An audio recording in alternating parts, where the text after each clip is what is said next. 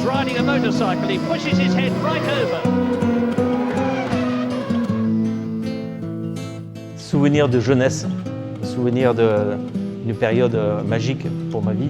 Il faut savoir que quand on est pilote Ferrari, les voitures sont dévoilées sur la piste de Fiorano avec toute la presse italienne et internationale. Le voile est soulevé et là, on la découvre. Nicolas Larini, Ivan Capelli et moi-même, en fait, on regarde un peu tous les petits détails qu'on a vus à droite à gauche dans les ateliers avant l'assemblage. C'est une voiture qui a marqué son histoire par l'innovation aérodynamique. Elle avait des caractéristiques que personne n'avait, c'est-à-dire donc ce double fond. Elle avait deux fonds plats. En performance, on avait beaucoup plus d'appui que les autres. Malheureusement, dans la saison, on s'est rendu compte qu'on était pénalisé par ce phénomène qui est le blue by, c'est-à-dire donc les pistons, ils pompent l'huile qui est au fond dans le carter, et donc ça vous fait perdre un peu de perfo, mais en même temps, rapidement, vous n'avez plus d'huile et vous cassez le moteur. Donc il y a eu un deuxième réservoir qui a été installé dans la voiture d'huile. Qui était re-rempli durant le Grand Prix. D'ailleurs, c'était mystérieux pour les autres équipes. J'avais un panneau P-On, donc j'ai mon bouton à l'intérieur, P-On, et là j'appuyais et je transvasais l'huile dans le moteur.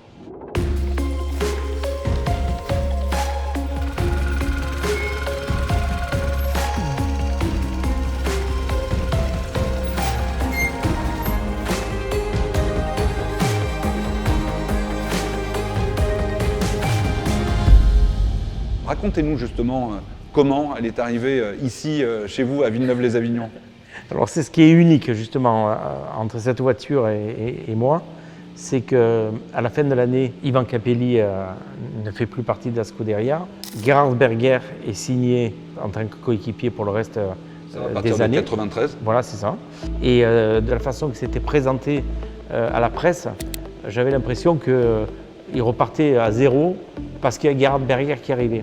Et à l'époque, il y avait Niki Lauda, et Niki me dit « mais t'as un problème ?» J'ai dit « oui, Niki, franchement, Gerhard il vient, toi t'es autrichien, c'est ton pote et tout, c'est pas normal. » Donc il me dit « tu veux quoi, tu veux un peu plus d'argent ?» J'ai dit « mais Niki, mais franchement, c'est pas ce que je veux parler, c'est le respect. » Il me dit « mais non, mais sur ça, il n'y a pas de problème.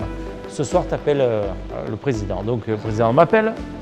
Il me dit « Jean, j'ai parlé avec Niki, mais ne t'inquiète pas, nous on t'aime, tout ça, il n'y a pas de problème. D'ailleurs, on te fait un cadeau, ça c'est ta voiture. » Je dis « comment ça ?»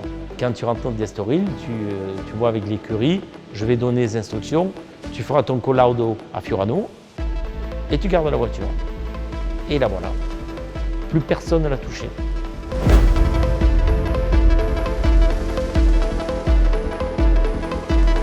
Depuis 92. Depuis 92, cette voiture elle est dans son jus. J'ai les ceintures qui sont à la même dimension, les pédales, tout est réglé comme la voiture que j'ai laissée.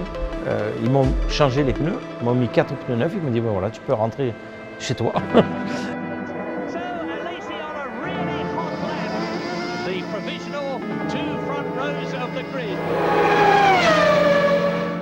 Jean, avec cette voiture, il y a des documents.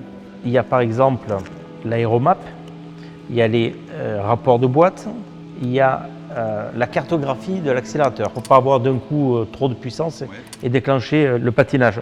Donc toutes ces cartographies, elles sont faites avec votre ingénieur moteur. C'est un petit condensé pour ne pas être complètement perdu.